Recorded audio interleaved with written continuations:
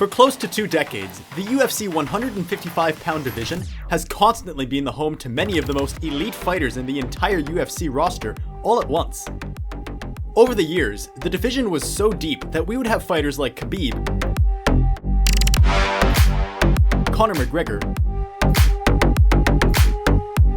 Tony Ferguson, Dustin Poirier, and even Max Holloway contending for the sole championship belt all at once, and it was by far the most stacked UFC division.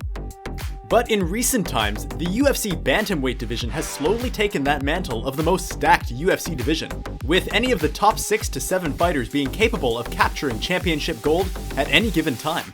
From the champion Aljamain Sterling to contenders like Sean O'Malley, Merab, and even the ever-dangerous Petr Yan, the division is not short of quality fighters. But our focus for today is on 2 of the division's greatest. Aljamain Sterling, perhaps the most underrated fighter on the roster, taking on one of the greatest ever in Henry Cejudo, in a fight that will certainly have major implications in the 135-pound division. Henry Cejudo, in many respects, perfectly encompasses the definition of a truly great fighter, and one of the greatest to ever compete in MMA. Making his UFC debut in 2014, Cejudo was entering the biggest martial arts organization with a crazy amount of hype.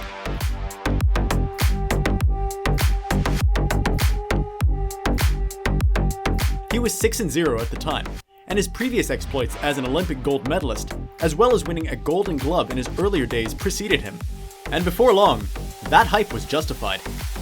He racked up 4 straight wins in quick succession within 2 years, to position him in line for a crack at Demetrius Johnson.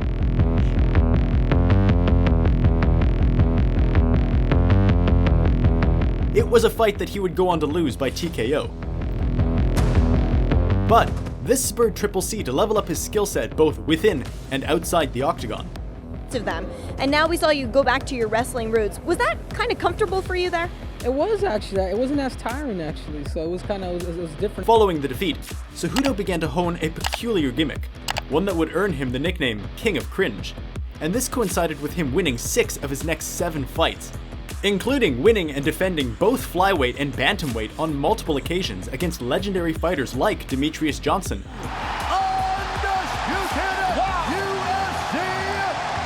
Marlon Moraes, and Dominic Cruz. After which, he hung up his gloves as one of the best to ever do it. But having spent close to 3 years outside the octagon, it would be easy to forget just how great a fighter Henry Cejudo was. Making the bantamweight division his primary stomping ground, Cejudo excelled and dominated in all facets of martial arts, showcasing the insane wrestling that we all knew he had, while also showing that he could strike with some of the best strikers the sport has ever seen. It almost seemed that Triple C could not be dethroned as the undisputed king of the 135ers, and after leaving the division on top, he would be looking forward to recapturing the belt he never lost, but in his way, is one of the most dangerous fighters in the entire UFC roster, Aljamain Sterling. Aljamain Sterling is the undisputed UFC bantamweight champion of the world, and for a very long time, that status has been viewed as undeserved.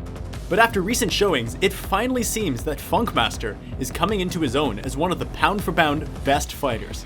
Sterling made his UFC debut in 2014, with a lot of promise behind him, and after winning and defending the Cage Fury Bantamweight Championship on multiple occasions, and winning his first 4 bouts in the organization, he managed to lose 3 of his next 5, including suffering a highly devastating knockout, thereby putting his championship promise and contention to a rather quick halt.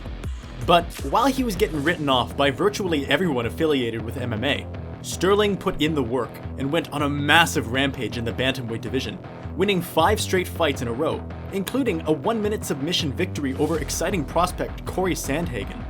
This gave Aljo his first shot at UFC gold against Petr Yan, in a fight that ended in the most absurd of circumstances, and saw Sterling become the bantamweight champion in perhaps the most undeserved circumstance.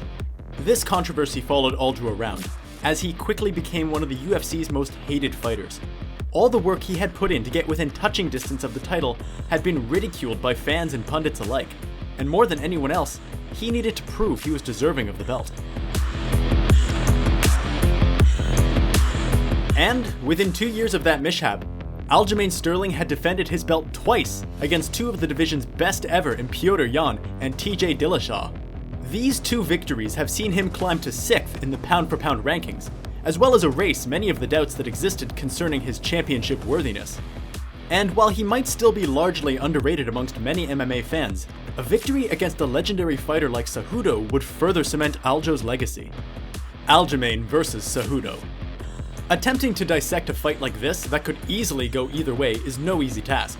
Both men are elite at what they do and have shown time and time again their ability to produce great performances within the octagon.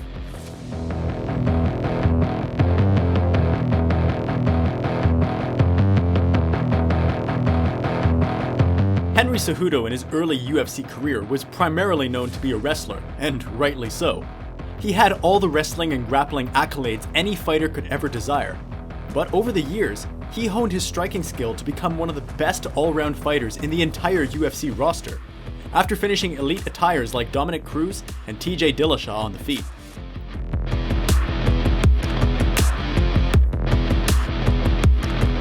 Aljamain, on the other hand, is an entirely different breed.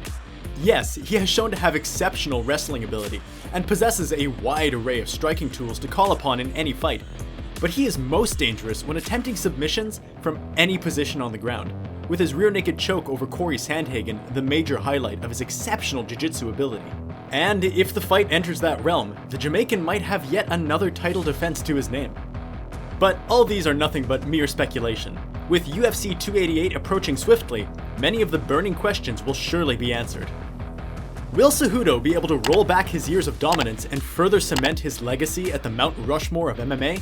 Or will Aljamain take another step towards cementing his own legacy as the best bantamweight fighter in the world?